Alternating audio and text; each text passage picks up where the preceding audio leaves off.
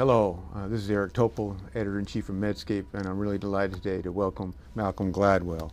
You have had a lot of background in, I know when you were at the Washington Post, you wrote on science, and when you pick your stories in the New Yorker, we're almost 20 years of the New Yorker now, right?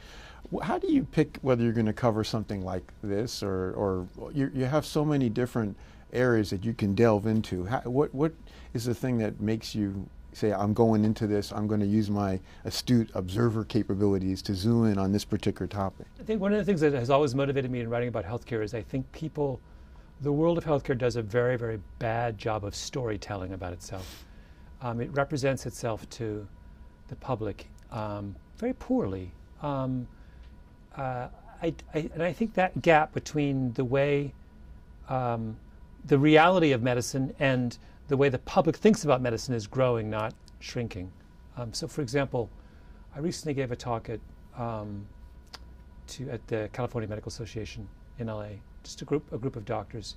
And you know this, what's so striking when you talk to sort of ordinary frontline doctors is how frustrated and unhappy they are in the present day with the way that their workloads have shifted, their status in society has changed, the way that things like electronic medical records have been conceived and pushed on them in a way that seems to have put their own interests last. They haven't been a hit, that's for sure. It has not been a hit, and I don't think the public understands what's bizarre about, to take medical records, electronic medical records as an example, 90% of the public thinks doctors would welcome that innovation and would assume that they made doctors' lives easier.